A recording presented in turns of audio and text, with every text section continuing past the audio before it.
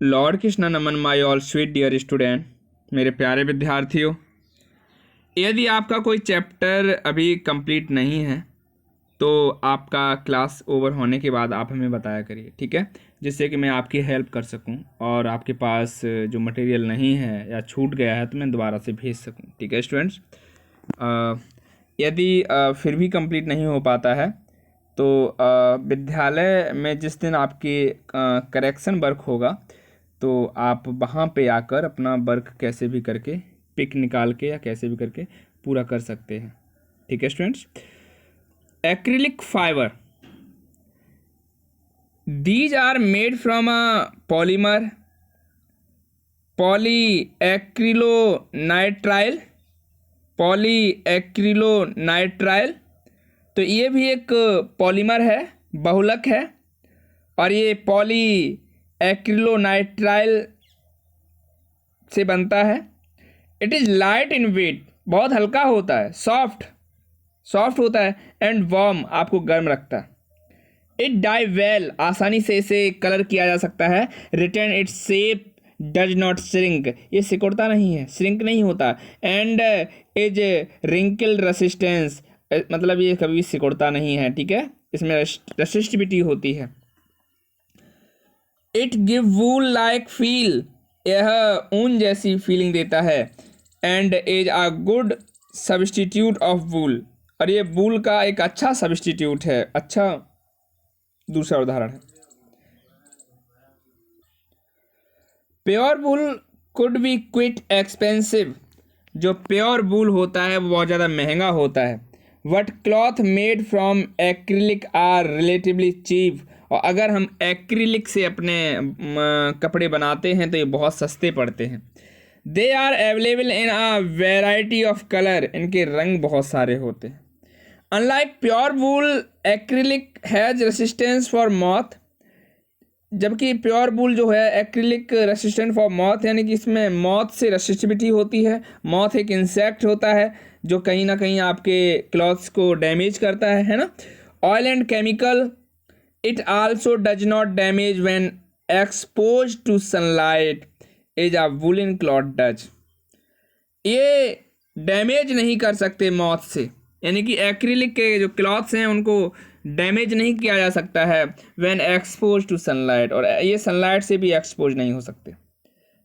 Is a woollen cloth does, जबकि woollen cloth हो जाते हैं।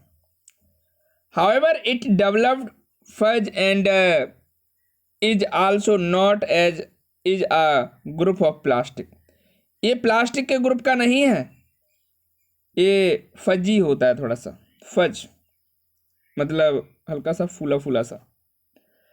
Acrylic paint is used in modern fine art, acrylic paint जो है आजकल मॉडर्न फाइन आर्ट के रूप में इसको यूज किया जा रहा है। Acrylic resin is a group of plastic, acrylic resin जो है प्लास्टिक का एक ग्रुप है।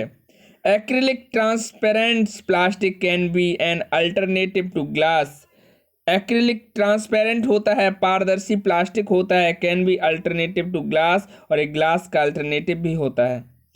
It is also used in optical lenses, इसलिए इसका यूज ऑप्टिकल लेंस में भी किया जाता है।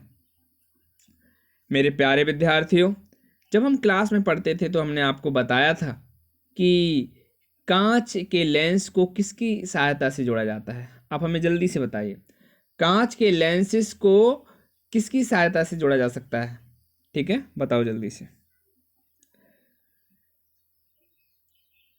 Dear student, property of synthetic fibre and comparison with natural fibre, यहाँ पर हम सिंथेटिक फाइबर जो हैं उनकी प्रॉपर्टी के बारे में बताएंगे और प्राकृतिक जो फाइबर हैं उनसे हम कंपैरिजन करेंगे।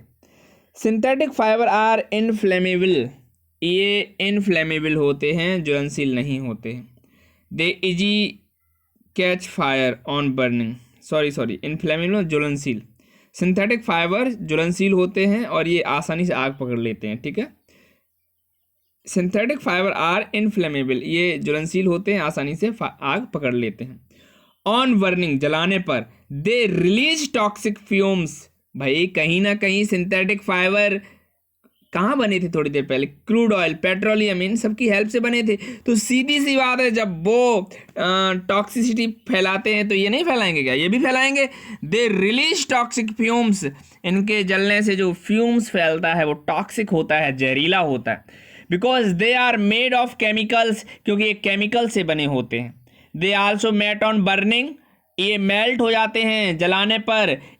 If synthetic cloth catch fire, यदि सिंथेटिक फाइबर ने एक बार आग पकड़ ली, इट कैन बी डिजास्ट्रस, तो ये बहुत ज़्यादा भयंकर होता है, खतरनाक होता है।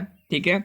The fabric would melt and stick to the body of person bearing it, जो फैब्रिक होता है ये मेल्ट होकर स्टिक कर जाता है, बॉडी से चिपक जाता है जब जलने पर। ऑन द पर्सन बियरिंग, जो पर्सन इसे पहने हुए है। We should therefore never wear synthetic cloth while working in the kitchen, इसीलिए हम कभी भी किचन में इस तरह के कपड़े नहीं पहनते, और इन अ लेबोरेटरी, और लैब के अंदर भी इस तरह के कपड़े नहीं पहनते। क्यों? क्योंकि ये सिंक हो जाते हैं, ये चिपक जाते हैं बॉडी से। ठीक है। It melt and form a round hard black bead, और ये पिघलने के बाद एक मोटा राउंड हार्ड ब्लैक बेड बना देते हैं।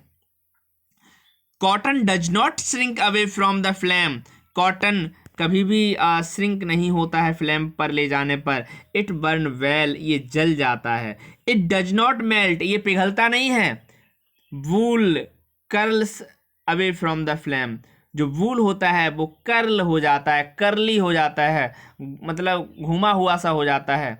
गुड़िया के बाल देखें, घूमे घूमे से। Is slow to start burning, और ये धीरे धीरे जलना स्टार्ट कर देता है।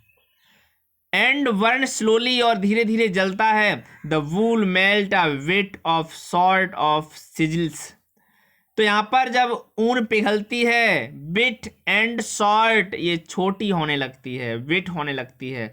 साइज लेस, यानी कि इसका साइज कम हो जाता है। It almost stop burning immediately when the flame with withdraw, और ये जलना एकदम से बंद हो जाती है जैसे ही आप फ्लेम से इसे दूर करते हैं। इसका मतलब ये है कि आग से हटा दोगे तो वो जलना तुरंत बंद हो जाएगी।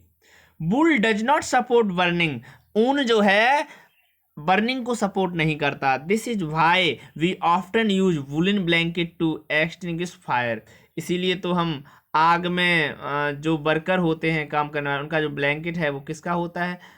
इसी का होता है, वुलन का होता है।